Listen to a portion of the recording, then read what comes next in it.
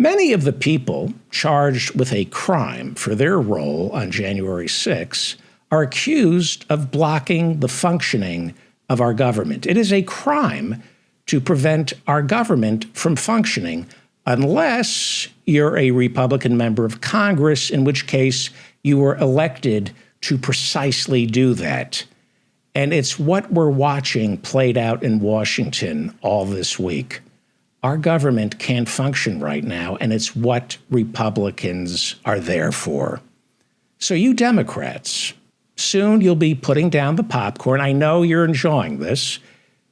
You'll be putting down the popcorn and picking up the Xanax, because what we are witnessing is another January 6. Only this time, nobody is getting hurt or arrested, at least for the time being. Republicans, every single one of them, came to Washington to shut it all down, and that's exactly what they're accomplishing this week. The very same people who encouraged and rooted for the insurrectionists on January 6, 2021, are the very same people right now who are attempting to derail Kevin McCarthy's speakership, as well as our entire legislative branch, because they are all wrecking balls who can't do anything other than destroy whatever's in front of them. These are broken people who won't be satisfied until everything and everyone is as shattered as they are. Republican Chip Roy, who keeps nominating everybody except Kevin McCarthy for Speaker, is a wreck and thus a wrecking ball. Republican Lauren Boebert, who nominated Florida Congressman Byron Donalds for Speaker today, she is a wrecking ball. Arizona Congressman Andy Biggs, who threatened to run against McCarthy for Speaker, is a wrecking ball. Arizona Congressman Paul Gosar, who won't support McCarthy, is a wrecking ball. Members of his own family say he's insane. Pennsylvania Congressman Scott Perry, who also opposes Kevin McCarthy, is a wrecking ball. Florida Congressman Matt Gaetz, who unabashedly attacks Kevin McCarthy, is a wrecking ball. Earlier this week, Matt Gaetz fired off a letter to the architect of the Capitol demanding to know why Kevin McCarthy has occupied the Speaker's office without winning the job first. And Matt Gaetz is demanding that McCarthy be forcibly removed from the Speaker's office for squatting. He's kind of right on that. Look, I don't have to remind you about Matt Gaetz. His best friend is now doing, I think, 20 years for trafficking underage girls. And Gaetz is still under investigation for those same identical charges. We are talking about 20 far-right, ruinous individuals who are trying to block Kevin McCarthy from becoming Speaker. 18 of those 20 are election deniers. 18 of these people, these far-right conservatives, either refused to certify the election for Joe Biden on January 6 or ran for office as election deniers.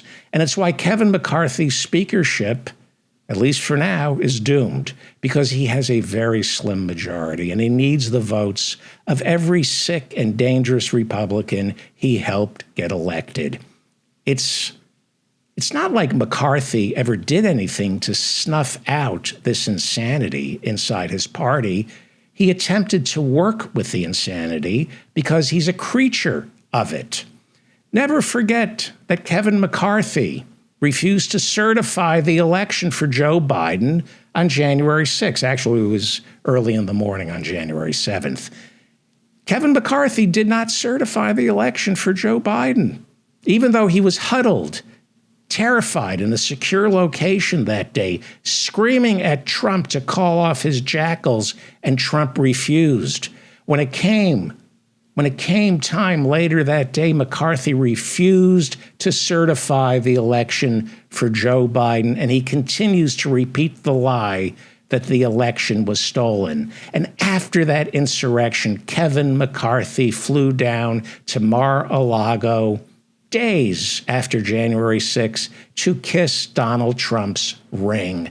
Kevin McCarthy lacked the courage to stand up to Trump because Kevin McCarthy stands for nothing other than himself.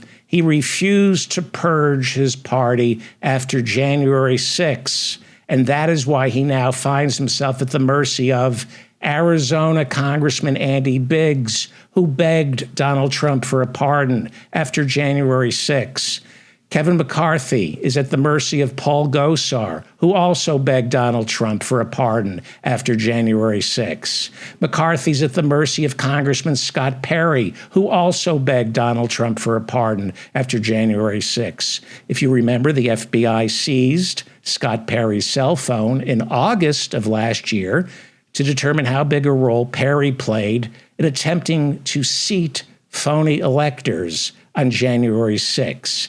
Kevin McCarthy purged none of these creatures.